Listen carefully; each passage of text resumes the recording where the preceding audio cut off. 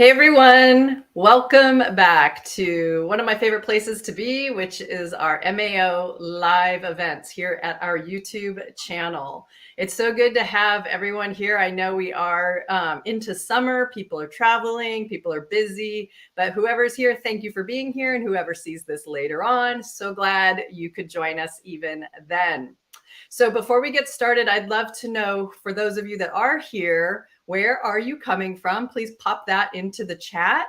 And also, do you want to know more about large scale installations for like private homes, or are you more into the public art process? Julie is here, which I will introduce in 1 second, to talk about both. And we're going to ask her some questions, talk about the commission that is in front of her. You'll learn a lot about that, which is really incredible.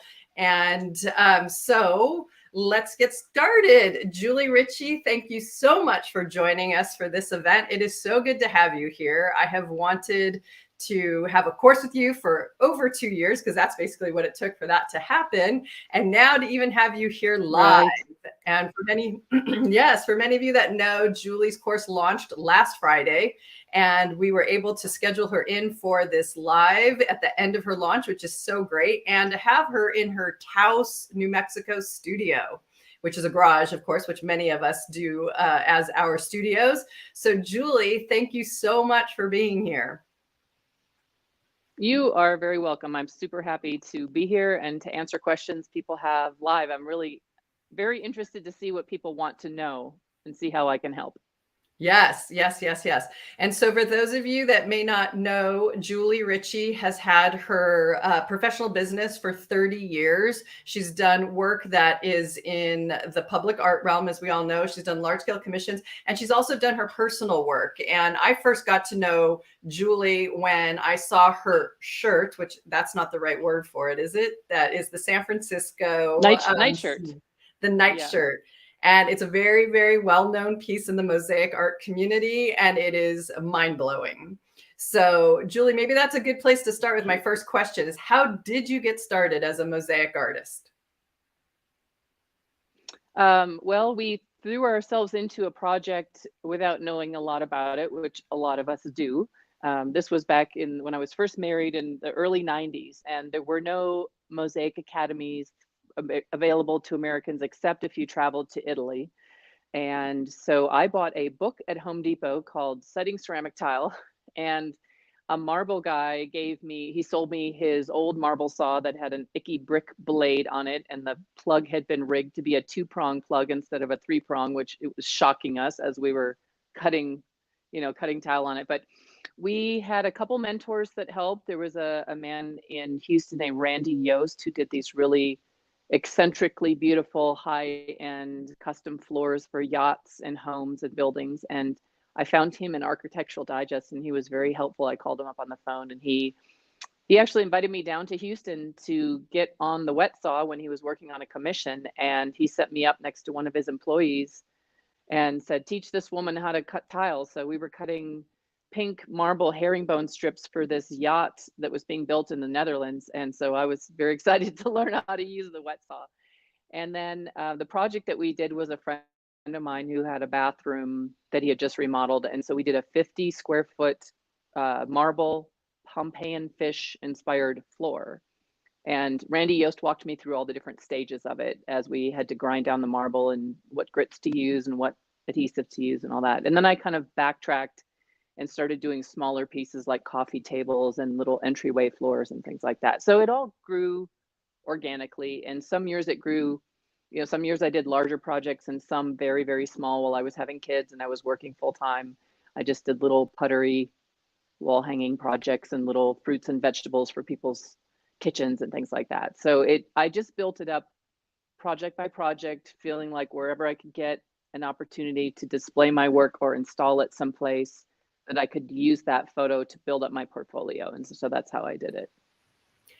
And that is, I think a very familiar story to many people, except the part where you dove Right. in with the tile guy and did the cutting. I mean, I don't know many Yeah. people. I know Laurel True did it with Isaiah upside down, having to grout for 6 months, but very few really can dive in to find that one mentor that can really kind of launch you into understanding how this really works. And that's kind of the beauty of That's true. why it's so easy to lean into you on this, because you really have the know how to experience of all of the materials and what works and all that. So now, as we know you in the last 10 to 15 years, it's really large scale. I mean, everything from the Galveston Hotel to the Pamplona Rose. I mean, things are huge that you're creating. And how did that, when was that real bridge that took you into those really large scale mosaics? Probably the signature project was in 2005. I was commissioned as a subcontractor to fabricate a design of one of the 12 20-foot diameter medallions for Terminal D, the new international terminal at DFW Airport. And I was not allowed to submit any artwork for it. The airport board had handpicked 12 different artists from the Dallas Fort Worth area. And some were college professors, one was a furniture maker, there were graphic designers. They didn't really go about saying, let's find the 12 best mosaic artists and ask those 12 mosaic artists to do mosaics, which seems backwards. But I was contracted by a guy that had a water jet company, and he had earned the commission for 5 of the 12. So Franz Meyer of Munich did 7 of them, and they're all beautiful and gorgeous and made out of big, chunky, wonderful smalty.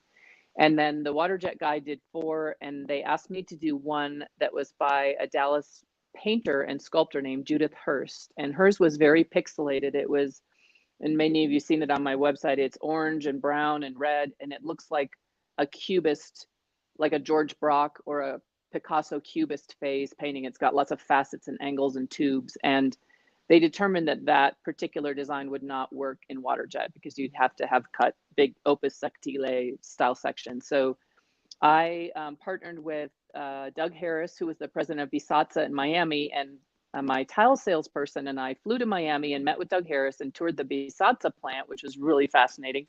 And so they agreed to sell me all the Opus Romano tiles that I needed for that job just in bulk. They normally sold it sheet mounted, but I needed 320 square feet of it or whatever. So I bought it in bulk and they sent it me in big bags, all the reds and all the yellows.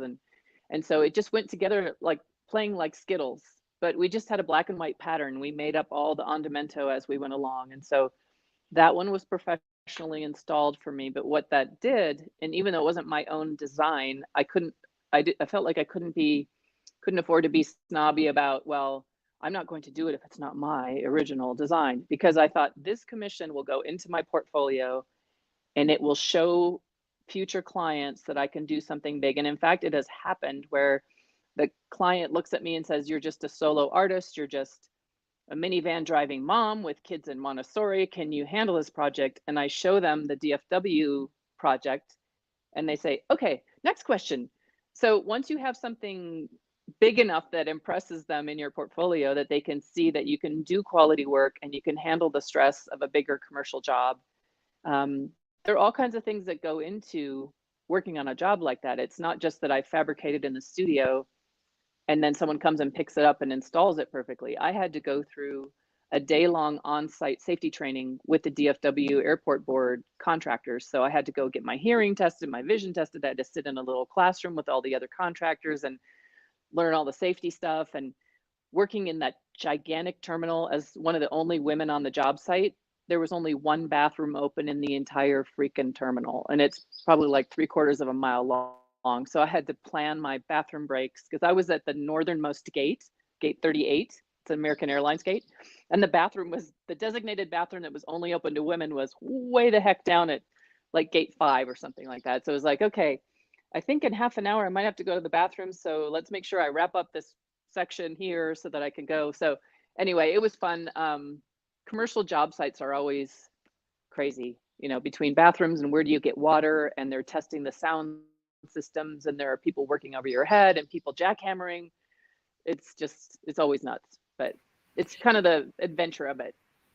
Well, and you always do look at it that way. And that totally leads into my next question, which, like I said, you and I kind of went over these questions, Okay. and I said, I know every one of your commissions does have a backstory, and that some of them are, not Yep. for the faint at heart, but why don't you pick at least Right. one? And I know the Galveston Hotel could be a good story, but that really can tell people that this is not just an easy shoe-in every time. Like the Galveston one is pretty incredible. And we couldn't even cover that in the course because we had so much to talk about between the Fort Worth, which we'll get into, Animal Care and Control Center, and the Pamplona Rose. But really, that story as a mosaic artist blows my mind. So maybe you want to share a little bit about that one. Right.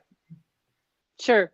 So that was a client that came to me, and I was referred because this client was Googling mosaics and found a picture of the Mesquite fire station that I had just recently completed. And he said, I love your mosaics. I saw this fire station online, and I want to talk to you about an entryway for our hotel that we're remodeling.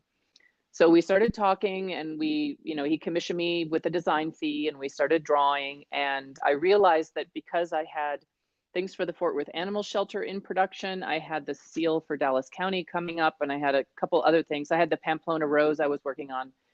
I knew that I didn't have time or space in my studio. This was going to be a 41-foot long by 7-foot tall floor mosaic, and they wanted it in marble and glass. They wanted mostly reds, so they wanted expensive colors, but they wanted flowers. So I started designing this thing, and my friend Romeo De Candido, who's my go-to wonderful installer that I've used on a couple projects, he was referred to me because he went to Spielenbergo school with Giulio Minossi.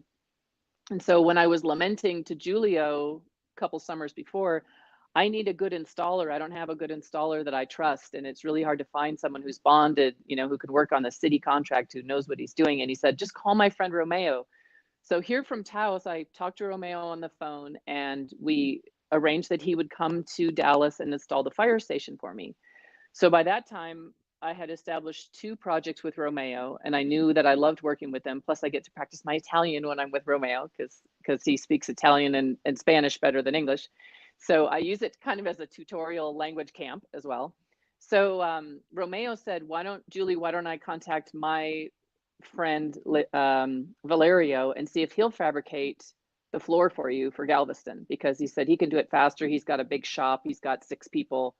And this was all during pandemic quarantine stuff. So I wasn't able to travel to Italy and go check on the project. I wasn't even able to get them the client's marble samples of the surround field tile by US Postal Service, expedited $70.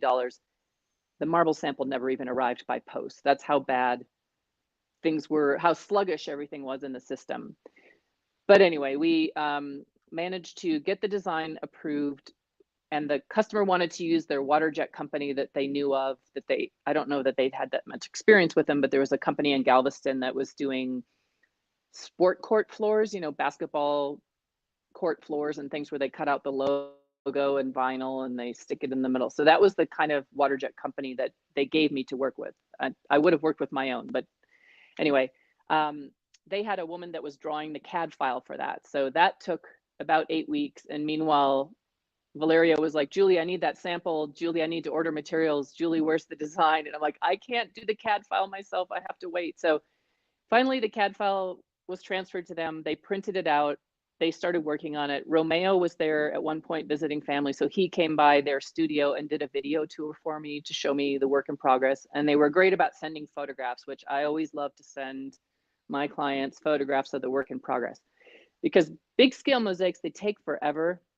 And if you just leave a client dangling saying, oh yeah, I'm working on your project, you just gave me a huge down payment, I'll see you when it's done, that's not a great way to maintain your rapport with your clients. I always invite them, if you want to come by the studio and watch us or ask questions or see your project on the table in progress, come on by anytime. And I have to clean up the studio and it takes a little bit extra time, but it's really worth it because they're just as much process junkies as we are. They love to see how the thing goes together, and they appreciate more how much time and effort you're putting into it. And it gives them an association of the value of what they're paying for with the skill set that you're offering, because they look at it and they all go, oh my gosh, this is a lot more involved than I thought. It's a lot more tedious. How do you do it? How can you work in that position underneath this sculpture on your back? Anyway, so long story short, so Valerio finished it in 4 months with like between 6 and 8 people. Meanwhile, I was pumping out some other projects. So he crated it up, and they had to make an appointment for it to go. It had to have a customs broker and all that international shipping stuff. So it was actually at the port, I think in Geneva, ready to get on the boat, and it had an appointment and a slot on a boat, just like you do if you're a cruise line passenger. And there was so much congestion at the port from COVID backup and stuff, the crate could not get on the boat because they couldn't get it onto the boat. Anyway, that was their excuse. So I had promised this client that this project would be in before their high season started on Mother's Day weekend in May. And this was exactly, we had left 30 days for it to come by container ship. And we were now, oh, well, they'll put it on the next ship, which may be 3 weeks from now. And I'm like, that does not work for me. So I went to the client and I said, okay, the other option is British Air Cargo. It'll cost you about $5,000 extra, but it'll get here in a week, and then we can start installing on schedule. And he said, go for it. So he gave us the extra money. But what happened was when it went from being handled by a broker that was taking it by ship to being handled by a different broker who was taking it by air, it lost all of its passports. So all the brokers, there was no broker for it. It was basically like putting an unaccompanied minor on an airplane with no passport. That's how this container was, of this very expensive, very important mosaic. It was just on British Air, but then it got to the US and it was sitting in Houston, and it was a holiday weekend, and I didn't have a customs broker for it, and it was coming up over Friday, and I wanted it on Monday. And Hail Mary, I found this wonderful woman named Teresa Hewitt, who had some global logistics company in some little town in Texas, and she walked the paperwork through, she and her husband even went to the depot to pick it up in a rented truck, even before it was ready. So anyway, we had to massage it. I had to call these different brokers. Everybody was trying to help. Finally got it through the most unlikely circumstances, got it released, got it delivered to the hotel, thank God. And when we started installing it, the water jet company collapsed. So they were supposed to cut, this design has all these leaves that stick out. And that was one specific thing that the client wanted. They wanted it to look like it was exceeding its boundaries, and the flowers and the leaves were coming out into the marble 18 by 18 sections. So there was a long rectangle that they'd left for us. And then the other tile, field tile, had already been installed. So they had to basically jackhammer up all the extra tile that they had put in so that we could put in the custom cut pieces. But the water jet company was supposed to use the same CAD file that Valerio used and cut all those 18 by 18s, every place that there was a leaf that stuck out. And we got there, and the salesman for the water jet company that I had been working with the whole time came to the site and was like, yeah, I have something to tell you. We lost our operator and the company's kind of imploding, and I got fired last week. I got let go. And I'm like, how could you not tell me this? We're on day 2 of a 12-day installation and I don't have water jet. So we got the towel guys that were working on all the bathrooms upstairs, and they brought their grinders, and we did it kindergarten old school style. We took pieces of paper and we traced each leaf as it was supposed to lay down on that section, cut it, flipped it backwards because the mosaic was rovescio su carta, so it was backwards. Cut each one out, traced it with a grease pencil, handed the guys. They took a valet luggage cart and they stacked up all the templates that we had drawn and took them out to the back spa patio and cut them with a grinder, and then brought them back and we inlaid them. And aside from maybe one piece breaking that had to be redone and one piece where the leaf wasn't accurate, these guys did it. I mean, you really have to give credit to these tile masons. They know exactly what they're doing. And if you communicate clearly with them, I have found that all the other subs on the job are totally capable of doing the job with the right amount of communication. If you leave them unsupervised, they'll just make assumptions and do it their own way, and then it's wrong because they don't understand what you're doing. But if you bring them a sample of what your work looks like, say, this is the height, I did this week with the contractor. This is my material I'm using. This is the height of the material I need. Show this to the tile guy and have him float the recess for this mosaic and make sure that this will fit without a lip, and without sinking down. So I always send people a sample of that. But anyway, it went in. It took 2 extra days because of that glitch with the water jet people, and the client understood that it was not my fault, but I solved the problem for them. And I just passed the extra charge for the extra 2 days on to the client, and they were happy to pay it. He was very prompt. I'd send him an invoice from my hotel room, and he'd get it while he's sitting in the lobby bar, and he'd pay my invoice right there. So I have a section in my class about business management, and I talk a bit about QuickBooks and how helpful it is. And I talk a bit about how I use QuickBooks and what categories I use and how I apply it. I highly recommend it, but if you take the course, you'll find out more information about that and what the advantages are, how it helps you get paid faster, etc. So, and that, that's of the course, Galveston story, and it looks great. And oh my God, it's to die for. It is so beautiful. You can go to juliericey.com and see all of the works that she's talking about, because there was no way that we could have added all the photos in and done it all. Instead, we have a live mosaic next to her that we will go over in a little bit.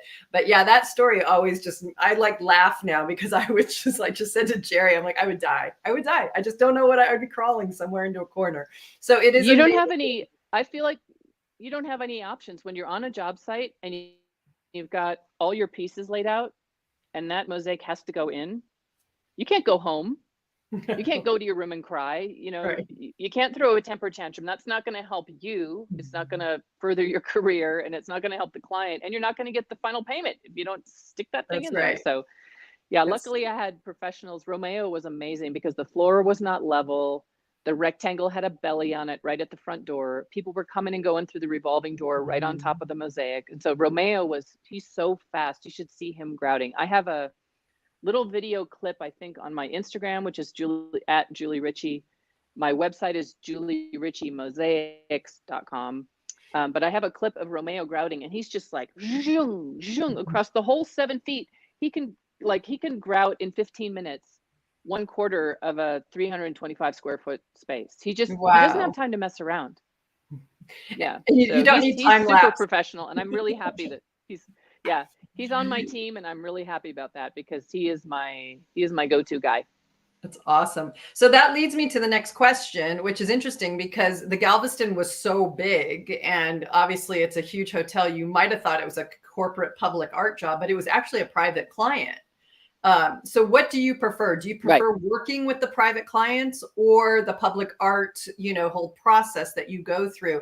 And it sounds like in the chat, most people wanted to hear about both. So maybe talk about the pros and cons of the private client versus the public art process. Right. So just in general, working with a private client is easier from the standpoint of there isn't all the paperwork, the safety training requirements, the bonding, the insurance.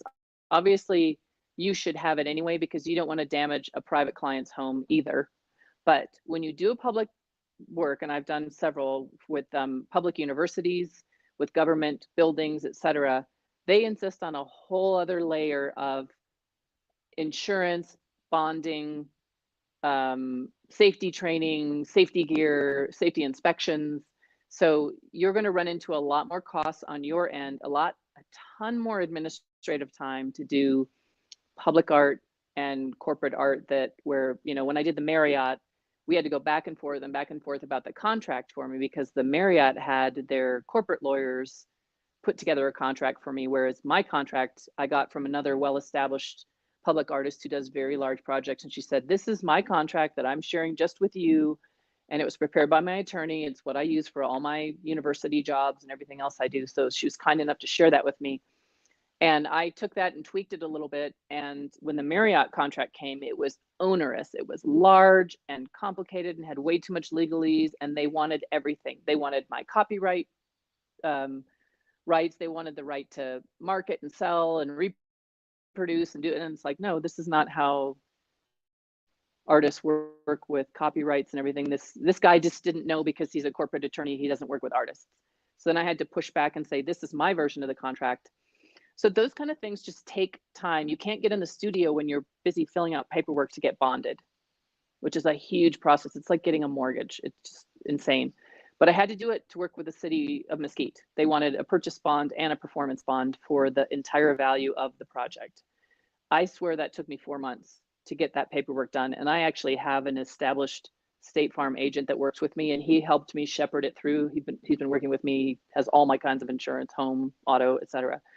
So it's good to have a partner in all these things that you need to do. So an insurance agent you trust, a CPA you trust, those people will help you make it through that. But you really have to ask for help on these things, because I literally almost said, I'm not doing this because it was just too much paperwork. And I'm an artist. I want to be in my studio making mosaics. I do not enjoy the paperwork part of it. I don't enjoy the budgeting. I don't enjoy the accounting, all that running around stuff. I just want to have my hands in the mortar and cutting tile and assembling things. But this is just, unless you have the luxury of a business partner who wants to be the business manager behind the scenes and let you just create the art, you are responsible for all of it.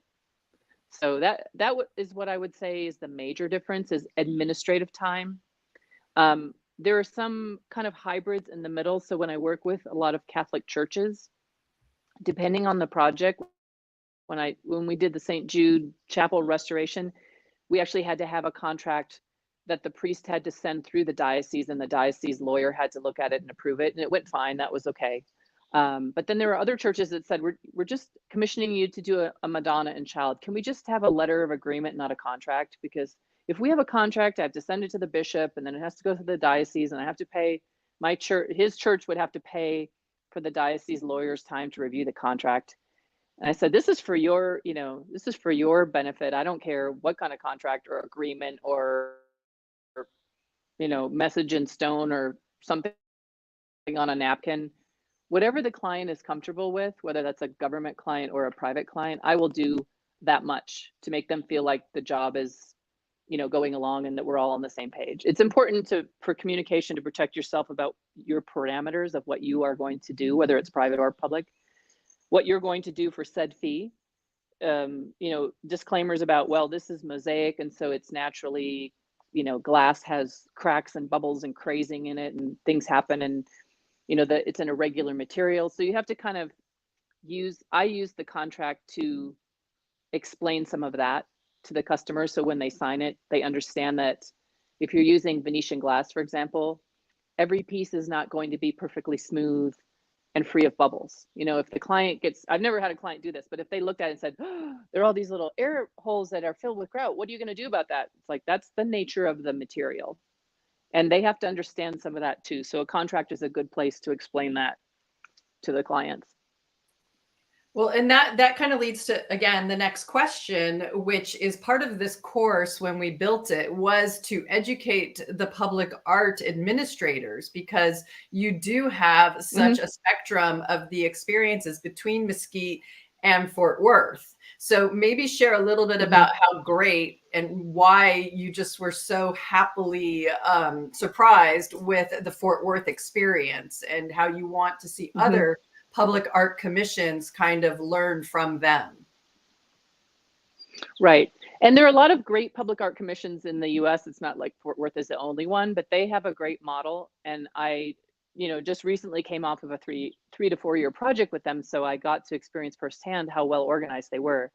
So from the artist selection process, which was a 2-tiered system, and we have interviews in my course with Martha Peters, the director of Arts Fort Worth, and then my exact project manager who was with me step by step all the way to the very end, Lida Lobby. And so both of those, we tried to give a different perspective by asking them different questions about what they look for in an artist, and what makes it easier for them to work with artists, and what their goals are in their program. So that being said, that there are a lot of amazing public art agencies around the country. I had 2 vastly different experiences, because with Fort Worth, I had registered as a pre-qualified artist. So basically you just send your portfolio into these agencies and put your pictures in there and your resume and your bio. And then when they're trying to select a pool of artists to jury into a particular project, they can consider your portfolio as one of maybe several artists that they're going to pick. And then if they do the process where they pick, 3 semi-finalists, and they give them each $1,500 or $2,000 to come up with a scheme and a presentation to the committee. That's how that project happened, is I got picked out of that process. With Mesquite, it was run very differently, because although they have an arts council, those people are volunteers. And I was never presenting to the arts council. They had an an RFP, not an RFQ. So I sent in a proposal, which I only would do in the case where I know they pretty much asked me to bid on it. Instead of me just saying, hey, I'm out here, they said, will you bid on this? Are you interested in this project? So I was willing to send some designs to them and send them the whole thing. But I never met the Arts Council members until they did a studio visit when the project was completed. They came to look at it laid out on the floor before we installed it. And it was run through the fire department and through the accountant at the fire department, because it was the fire department's construction project. And as such, the fire chief was in charge of the budget and the handling of the contract, which is, I think, highly unusual, but that's how they ran their project.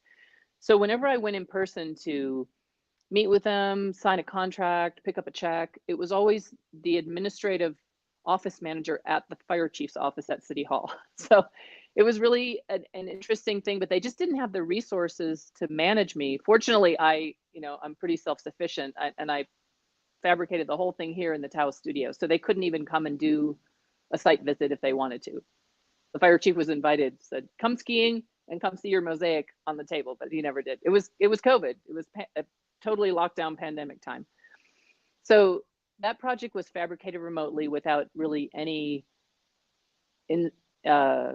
infiltration by or participation by the Arts Council. So there are a couple of different ways you can do it. And some cities don't have the resources for a full staff of arts administrators.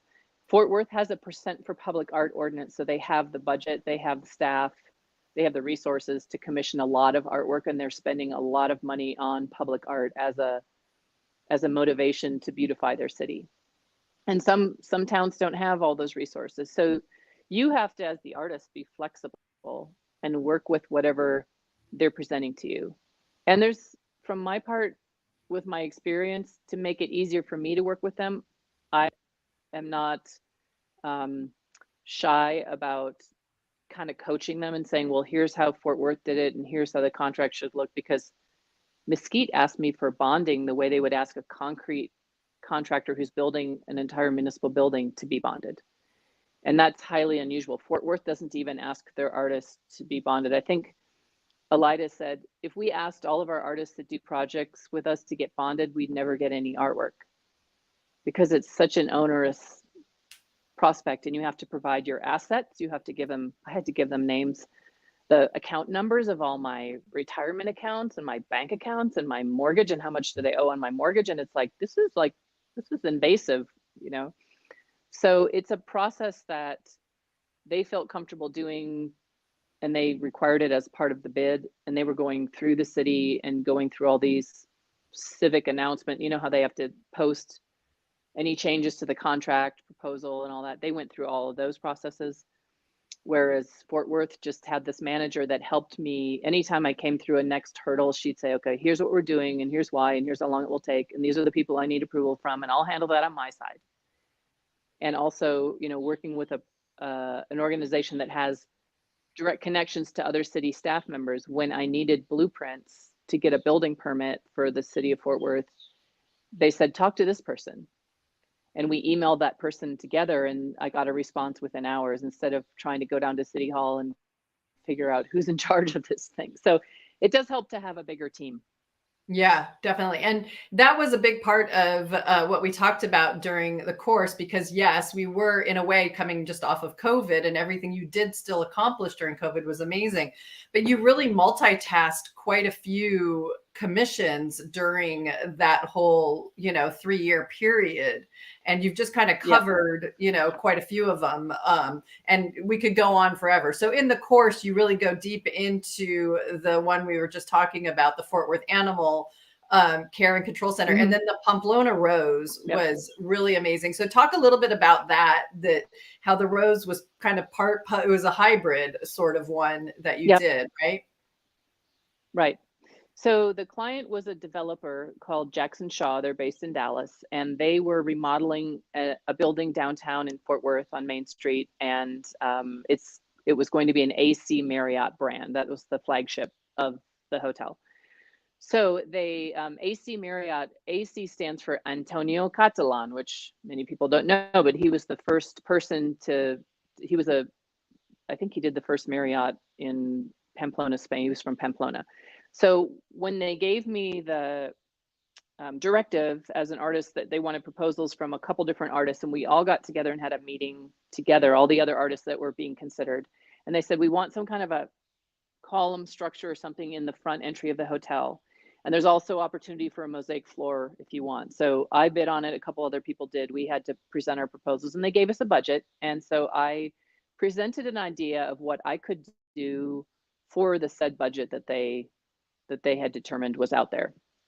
And then once they saw my work, they said, we love your work, but could it be more organic? Could it be larger? Could you make the pavement larger? So I said, yes, I can, but it's going to cost more money. And they said, okay.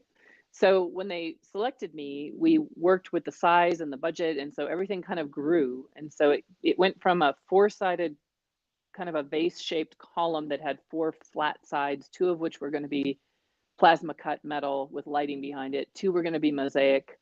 Suddenly it was this organic 3-dimensional 8-foot tall sculptural form, which was great, but it was a lot more time consuming for fabricating the form and all that. And then because the pandemic was happening, the construction on the hotel slowed down a bit. They had to shut down their site for maybe 2 weeks, and then they were allowed to go back to work.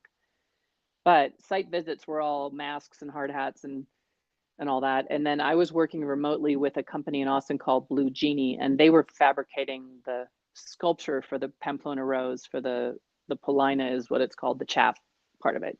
So I would go down there in a mask and meet with their staff at their table. Everybody's masked up. And then, so they fabricated that. But what, during the pandemic, it was hard for supplies and things and shipping and all those things, logistics. But for me, I was more productive in the studio during the pandemic because I wasn't distracted by travel, entertaining, going to performances, all those other things that get in the way as an artist. I just buckled down and we had studio time here in Towson. It was kind of a blessing that we had fewer distractions during the pandemic. So that allowed me to juggle many different timelines with many different projects because they all come into the pipeline at different times. And I've learned that even though a client says, hey, I want you to do this, and I need it on, in a week and a half, there's no way it's ever going to happen that fast. But also I had one client who said he needed it so fast that I said, I can't do it for you. And then he kind of called me back 3 months later and said, hey, we're still working on this project. Can you do it? And when can you have it done? So suddenly there was like a 9-month time frame instead of a 6-week time frame. And then I said, okay, yeah, we can do that. So they all, the dates always shift. And again, back to the communication with the client, as long as you are in touch with them and you keep showing them progress and you let them participate in that and you keep them update on your intended delivery and if you're going to make it or not make it or by how many days or whatever, they appreciate that. And they're dealing with delays and complications on their side as well. Any big project like that has that. That being said, the Marriott wanted to open on a specific weekend because they had already been taking bookings for big events. So their hotel was sold out. So the floor mosaic had to be in the lobby, but the column didn't have to be. So for the first 6 months of the hotel being in operation, it had my mosaic in the lobby at the valet stand, but it did not have the column in the middle. There was just a blank space. And so once we installed that, then, it was all done. Yeah. And it's gorgeous. I love that piece so much. Thank you. Thanks. Since we have such a great audience here, one of the motivations of producing the online course with Julie is she gets a few emails from people that are standing at their backsplash, half constructed, freaking out because things are going bad or they're making a mistake somewhere. And Julie is the first SOS call they seem to find to make. So Julie, maybe share a little bit about what we can do but to not make so many mistakes, aside from obviously the course, which it's just like such an amazing brain dump of information, and 30 years of your life is really in that course so that people could learn without 30 years and maybe possibly avoid some of the mistakes and the phone calls you get. But maybe share a little bit about that, and then we'll talk about the mosaic to your right. Sure.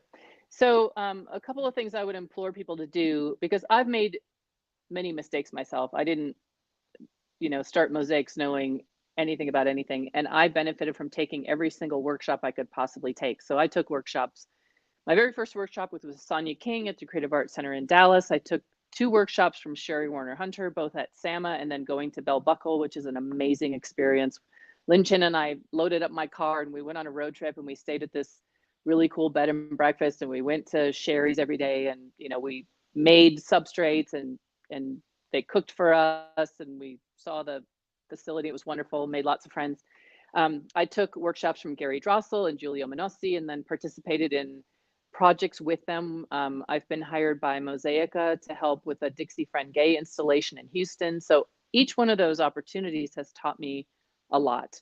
So whether I'm taking a little 3-day workshop with Luciana Natterni, or going to Coco Mosaico, or taking a SAMA workshop, I can see where I have gaps in my knowledge base, and then I go pursue that instructor. And that's what's great about MAO, is without the hassle and the expense of traveling and hotels and all that, you can take from some of the most talented Mosaic instructors out there. So why not spend the money? You're not going to get all this information for free. That's the thing. Is for a while I had a spot on my website where I would do consulting at an hourly rate, but it's so hard to really focus in on what this person's knowledge base is, and where I just want to save them, and I want to be there and hold their hand for the whole thing, but I can't. I mean, it's not logistically feasible, and they couldn't afford to have that much of my time anyway. So to make it work for everybody, what you can do on your side is inform yourself as much as possible, train yourself from taking workshops, go online to all these places that have technical information. All of the suppliers that we use have the most amazing websites. So here's an example. For this project I'm about to install, I was trying to locate, which is very difficult in New Mexico, I was trying to locate the Lady Creek products that I needed. I brought some from home, but I needed a couple more things. There's no Lady Creek within a 3.5-hour drive of me. But what I was doing is using this tool. So I was looking online to find out where their distributors are, because if you go to the Lady Creek website, you put in your zip code and they'll tell you where you can buy their products, which is great. Then you make phone calls and find out who has it. But they have this thing, and I printed it out. It's called Project Estimator. And I don't know if you can read it, but what you do is there are all these drop-down menus, and you say, what size material are you using? What is the thickness of the tile? What is the joint size you plan to use? Which kind of grout do you want to use? So I put in there, my joint size is 1/8, my tile thickness is 5/16, my tile size, because this is Mosaic and it varies, I just said 1 by 1. What do I want to use? I want to use Permacolor Select in the 25-pound bag. And then it tells you how many square feet that bag will cover, 53.26 square feet per one bag. Then what kind of adhesive do you want to use, and how big is your installation? So what size trowel are you going to use? How big is the notch on the trowel you're going to use? And so it's telling me I only need 1 bag of 254 platinum, which I would have brought 3 bags to the site. It says I only need 1 bag of 25-pound permacolor. I would have bought, 6. This is such an amazing tool for me, because I always overbuy just to make sure I have enough product, but the product has an expiration date. So if you're not constantly churning through your grout bags and your thin set, it will go stale and not function properly if it's 3 years old. So you want to be accurate, save yourself time and money by not overbuying. So yeah, the consulting thing is that what I get are people that are panicking because they've gotten themselves way far into a project. For example, oh, I have this idea, I'm going to mosaic my backsplash in my kitchen. And I have this beautiful illustration, and I've started cutting tile, and I've started smashing tile that I got from Home Depot. And the guy at Floor and Decor said, use this adhesive, which wrong. But this person was applying broken tile shards to sheetrock in the kitchen, and then was like, oh, I'm in over my head. I want to hire someone to come and finish it for me. And I'm like, whoa, Nelly, no one's going to spend 8 weeks piecing in the little pieces in between your little mosaic flowers in your kitchen, leaning over, ergonomically impossible, that a backsplash that you've already started gluing. If you had taken any kind of basic course, they would have told you, put your design down, figure out the height of your material, figure out the right substrate, either waterproofing your backsplash or creating, using hydrobrand board or Schluter or something. Make your mosaic on the flat, on your own time, on a table where you can sit down and work on it piece by piece. and then install it. It's very simple, but it's just that she didn't do enough research and jumped into it so enthusiastically. And I had to say, like, the design is beautiful. I love the design, but no one I know is going to touch it with a 10-foot pole. And I'm not going to refer you to any of my friends because I don't want them to have to deal with your nightmare either. So there have been, you know, things that I see. What a shame that the design is great. The enthusiasm is great. The materials are wonderful. They've spent a ton of money. The client has forwarded a lot of money for this project, but because they hired someone with a great design, but not enough know-how on how to properly assemble it, the whole project is a disaster. And then it's like, is it going to make mosaics in general look bad because mosaics are too hard? Or is it just that there's a gap in the skill set? But those gaps can be filled. I didn't know how to do all of these things, and I certainly started working on my own kitchen backsplash one piece of stained glass at a time and hated it and ripped it all out again. I'm not saying that I never make mistakes. I'm just saying from my experience, I know that the best thing I can tell you to do as a person who aspires to do a project but is unsure of how to do it is get training, take the class, ask the instructor that you think might be the one to teach you, hey, will you cover this method? Here's the project I want to do. Who should I call? Email Tami and say, I want to do my kitchen backsplash in stained glass. Who should I take the class from? Who do you think is the most knowledgeable that will give me the best foundation that I need so I know what adhesives to use, what waterproofing to use, what substrates? It's not just about the mosaic material. It's about what's under your mosaic and how it's attached permanently to whatever you want to mosaic. You can't just stick stuff up there the way you want to. And don't trust the guy at Floor and Decor. They'll sell you the wrong thing. Sorry, I love Floor and Decor. I go buy all my stuff from there when I need any kind of Ladycrete, or all my Schluter comes from there. I often buy marble from them. But, you know, their salespeople are hourly people, and they've never installed a stained glass mosaic backsplash. They don't know. So trust the resources that are out there for you. This online class thing is an amazing resource. So I would say go for it and take as many classes as you can and buy the books. A lot of instructors have written very informative books that have been translated from Italian or German, or, you know, there's some in the US as well. And also the technical websites, MAPE, Tile Contractors Association. There are all these training institutes that will show you. A lot of it is overkill that you don't need because it's for journeyman tile people that are installing wet showers and things like that. But I'd say overkill is better than not knowing what you're doing when you start. It's so true. And learning on the job is never a good way to go. And especially if you have clients, you definitely do not want to learn and make mistakes when someone's trusting you with their home or whatever. And obviously you're taking money from them. Yeah. So, but let's talk about what's to your right over here and this incredible commission. It's for a private home. And if you don't know, Julie is from Dallas, Texas, but she lives part-time in Taos as well. So when you hear her say home, that's Dallas, but Taos is summer and winter so that she can enjoy the environment. So yeah, I'll let you take it from here. And you said you wanted to walk them through the process. So I think it's really exciting that you can share this information, and then we'll dive into some questions. So if everyone wants to start dropping questions in the chat while Julie does this, Jerry will pop those over to me and I'll ask Julie. Okay, so I'm just going to show you a few of the inspiration photos so you understand where this mosaic came from. So this is a picture of the client, out of the client's house. It's a historic adobe that was built by Mabel Dodge Lujan, who's a very famous artist. That there's a whole compound with an art center where we're going to be actually offering a workshop next year.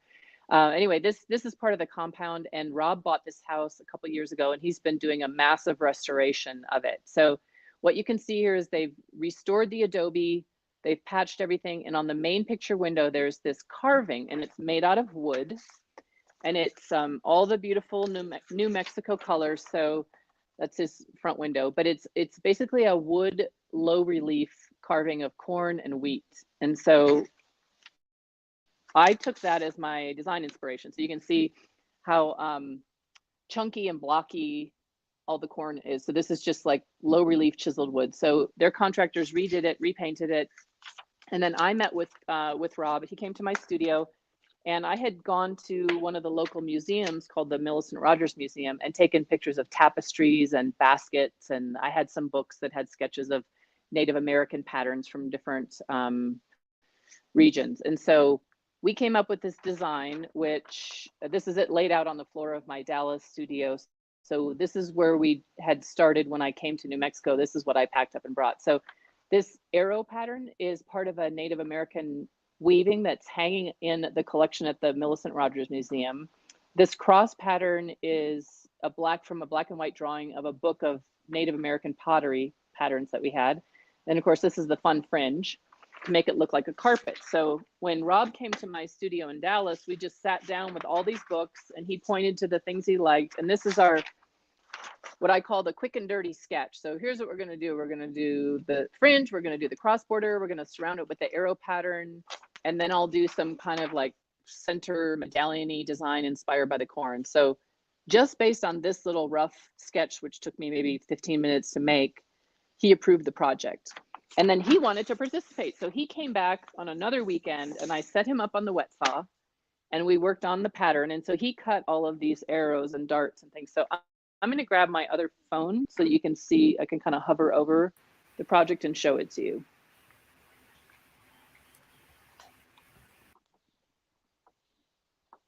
So let me see. We can see, there we go. Okay, so here's the center pattern, which is Indian corn, field corn, and then pine trees with little tiny, very persnickety pine cone buds. And this image is actually from outside my studio window. There we have pine trees in the front, and I just went up there and I'd walk outside and look at them and then come back and start cutting and then look at them again. And so it's Julie, tell everyone what right outside my door. Julie, tell everyone what material you're working with. So this is quarry tile. So this is the material that's a high fired eco body ceramic, and I use it a lot for public art. It's the same material that Kim Emerson uses on all of her gorgeous fountains and things in parks. And so it's very thick. You have to cut it with a wet saw. And I use a Starrett, a 7-inch Starrett, the double jointed, double geared nippers, because it's very hard to cut. So we cut a lot of this on the wet saw, but for things like these little corn kernels, we cut long skinny strips, and then with the Starrett, I cut them into little keystone shapes. And then these leaves also are, and all these pine needles are cut on the wet saw for nice clean cuts. So we assembled all the border, and then we came up with a basket weave, sort of a mushy basket weave, neutral background. And so Anna basically filled in all of this almost completely herself over the past week that we've been working together. And it's all face taped with LDPE tape, and then it's on contact paper. So the pattern is underneath still, and the contact paper is what we use to stick everything and hold it. And then we come back and face tape all the sections. The next step is going to be re-outlining all of the different pattern breaks and numbering everything and making basically a puzzle diagram. So you can see where, like here, he has 2 columns that are already set into the portal. So we had to template the project. And this is a caveat that I always tell people: you need a template, but you need to be the one, if at all possible, to make the template, because the contractor sent us a Tyvek template and it was hand delivered. And then we didn't realize till later when we looked at pictures of the portal again, that there were 3 columns that interfered with the pattern. So I'd already built this whole corner, and then we had to go back in and peel the pieces off and custom cut around the actual columns. There's one down on the other end that's just a little half flip. So sometimes the people that are helping you are not paying attention to what you need to know. So that's why I always say, try to have as much control of the direct job site as you possibly can. So we came here, and the first thing we did before we started working on the mosaic was to go back with the paper template that I had brought from Dallas and stick it on the portal and recut everything that was not exactly to seam, because the contractor said, oh, it's within a 1/4 inch. And I'm like, that's great. That gives us a general idea, but it doesn't tell us where to stop the lines and how it's going to fit. So this shape of this client's thing, this is the entryway. So the mosaic is actually kind of L-shaped because the front door is over here. And then the rest of the carpet after this starts here and goes the long way all the way across and extends this way. So this carpet that you're seeing the long way actually is a quarter turn, goes this way. And the house on the corner here, so where this thing comes out, the house curves, it's adobe, so it's not a square angle. So the template has to be cut sort of in a curve to accommodate the adobe. And you can see that the curve for this template is tucked under there. And I didn't do an exact finish on this one because I want it to be so precisely cut with a little bit of, you know, caulk joint along the edges. So I didn't finish this. I'll have to bring this to the job site and then see exactly where the threshold's going to fall over here and how much more I need to do here. And it's going to meet up with this seam right here and then stop kind of right about there. So once we get it to the job site, we're going to do what you call a dry fit, where we take all the pieces without any mortar on them and we lay them all into the spot and make sure everything fits, which it won't, because it never does.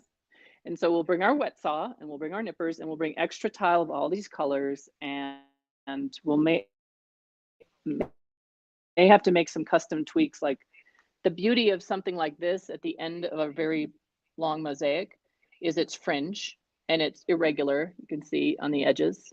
So if it's a quarter inch too long, we can just take the nippers and peel these up and go snip, snip, snip, snip, snip, and then give it a little bit of extra space.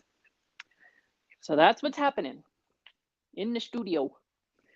So I hope this has been informative. I'm curious to see what people's questions are. Yes, we're just starting to get a couple in, and one is asking, you know, more about what quarry tile is and where you resourced it. Right. So we buy quarry tile. I buy it through, you have to buy it through Dal Tile. At least in Dallas you do. So, and it comes, they don't sell it by the sheet, they sell it by the case. So you have to buy about 12 square feet of it at a time. I'm going to put this back up here. The other resource for quarry tile, and I use this resource for my Fort Worth animal shelter because there were all these colors that I didn't have that I only needed a little bit of the color. So I bought them from Sherry Warner Hunter. So she has her website with all of the products that she sells for making sculptures and things. But she also sells quarry tile in 8x8-inch squares. So I needed some lavender and some beautiful rose colors and some pinks that I do not have in the big 12x12 palette. So I just bought probably almost $1,000 worth of 8x8s from Sherry because I wanted specific colors, but I didn't want to commit to a full case of every one of those colors. So that's the other option. I think it's swhstudios.com, or look for Sherry Warner Hunter. I don't know. She's not on your MAO teachers list, right? Not yet. She teaches her own workshops. Yeah, not yet. She does. She doesn't have online yet. So we'll see if that ever comes to fruition. She is truly a wonderful instructor, a fabulous artist, a great workshop teacher, and she does have a merchandise website with a lot of the essential tools that I have used. So that's the other place. But Quarry Tile is based in Seattle, and they have this this product is called Natural Hues when you look at it on the Dal Tile website. And they have kind of an older section, which is like almost discontinued historic colors, and then they have the newer colors. So they keep modifying their palettes based on trends. So that's why it's kind of hard sometimes to find colors that I used to have that I wanted more of, because they've stopped producing those colors. They're not popular anymore. So if you tag team between Dal Tile, Quarry Tile Company, Natural Hues, and Sherry Warner Hunter, Natural Hues, you could pretty much get every color that you need. Yeah, it is incredible how much they have changed over the years. And the reason that you use the high fire is because it's going to be a floor mosaic, right? For traffic, aside from the colors, but also for traffic and durability. Also freeze thaw. So this is one of the only materials I know of besides like natural stone that you can use, that's colored, that you can use outside in a climate that's going to be below zero or freeze or have water on it. So this is a portal for the front of his house. It's covered, but it is going to get snow on it and dirt and dust and traffic and people's gritty feet and everything else. So this is the most durable material I know that you can use that still has beautiful color in it. So that's why I've used it on several other projects, and I've never had a problem with it, except when some skateboarders Yeah. used the edge of this banco that I made as a rail. So they actually soaped with a bar of soap and wax. They waxed the mosaic so that they could use it as a rail with their skateboards. And every time they hit a joint in the bullnose edge pieces, that joint, chipped. So I had to go back in. And here's here's a testament to Laticrete's products. So I used Laticrete 254 Platinum as my adhesive on this concrete banco, and we put the little edge bullnose, the quarter round pieces in. And when I had to chip those out, I had to chisel them out so I could replace the chipped ones. Entire chunks of concrete came loose from that banco, because that's how strong the bond was between the 254 Platinum and my tile. It pulled concrete chunks out. So Yeah, no, once you use the right product in the right way, it's going to stick forever. yes, and I have that same experience. I did a quarry tile and mirror mosaic community project in 2010. It's been vandalized, and actually the mirror is the most vandalized part. The quarry tiles are pretty hard to break, and everything kind of stayed in place because of the mortar thin set. So yeah, that's a testament to materials. I am with you that I sleep at night because I know using the best materials will make the project last. And that's the whole point of architectural mosaics, is they're going to last hundreds and hundreds of years. One person has a question about public art, and maybe your Gary Drossel time that you worked with him in London is a good way. Did you volunteer, or how did that work? Because you wanted to learn his process. Yes. So I offered, he paid me an hourly rate to help him with fabrication and with installation. So I was a paid laborer, but I was kind of a journeyman apprentice person. So and it was kind of value added for both of us, because I ran around Texas assembling all of his materials that were on his shopping list, and the tools I went and bought. Like, he couldn't bring all these things from London, so I went and bought the power mixer, all the buckets, all the sponges, all the thin set. So we had Laticrete donated the thin set and the grout to us, but he wanted Raven black, and then all the other things you need, like gloves and scrub brushes and specific notch trowels, all those things. So I scrambled around Dallas assembling all those things. He and Julia they flew into Dallas. I hosted them at my house. We piled into the car and we drove in one day all the way up to Iowa City and installed that thing together. And it took about 10 or 12 days total. And I found another friend who was our helper that just mixed the thin set, cleaned the buckets, cleaned the sponges, did all that kind of support work behind it. So I was also paid to be an extra helper on like I mentioned, on Mosaica's installation of Dixie Friend Gay's Midtown Mosaic in Houston, the Wild Wonderland. And that was a learning experience too, because they were using Perdomo Smalty, and they had all of the Smalty shipped to Canada. They made the mosaic, they crated it and shipped it back down to Houston, but they used a different method on the back of theirs to hold it together temporarily before they installed it. And working with Mike Minnis and his wife Emily Sogner and Dixie was really an amazing experience. We stayed at Dixie's house, so every night was like wine and dinner, and we potlucked and we took turns cooking and doing dishes. And she has a parrot named Baby, and so I stayed in the little loft bedroom in Dixie's studio, and the Miss family stayed upstairs in the guest room, and I had my own car because I drove to Houston. So that was really fun to work with other more established artists. And no matter what method you're comfortable with, everyone's methods are slightly different. So that was a learning experience too. So if you can, volunteer. I've offered workshops before where part of the workshop is installing the mosaic. When we do our Mexico tours, people get experience working on large scale walls and as a group project, but they pay for the workshop experience. So we feed them, we arrange for their hotels, with their transportation to and from the site. They get to work with Anato. We buy all the materials and substrates. So we're basically giving them hands-on instruction, but also they get to be hands-on applying their mosaics to the wall. And so that's just another thing they can put in their experience resume, you know. So that's kind of how we do it. It's organic. Yeah, no, I did that at my retreat years ago in Todos Santos. And some of the techniques I taught, they said, oh, it was worth the price of admission. Even though they weren't going home with a mosaic, they got to learn some techniques and take them home and do those there. One other person, Sherry Lopez, says hello and says you have been a gem to have nearby in Dallas. And then Susan's asking about Mosa tiles. Do you know about them? MOSA. They're another high fire tile. I had never heard of them before. Yeah. No, I don't know. No, I haven't either. Where are they made? I don't know. Jerry was doing a little research to find out. I've never heard of them, but it says they have a double high fire tile. So maybe it's another resource we can look into. Okay. I think it's MOSA. Yeah. But I don't think we have any other questions. I'm kind of looking over at Jerry, and I don't think we have any other questions. So many people. Oh, what? Okay.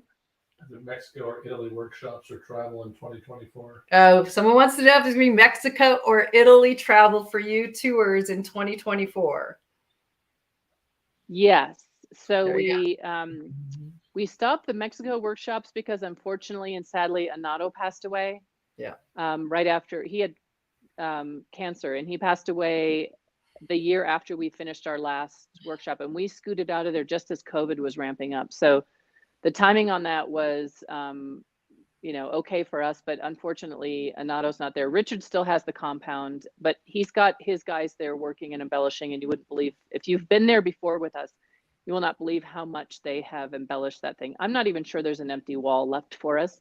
But that being said, Anna and I are planning on offering a workshop here in Taos next summer. We just have to work out the dates for, we want to use the Mabel Dodge Lujan Art Center, because they have lodging for the artists and workshop space.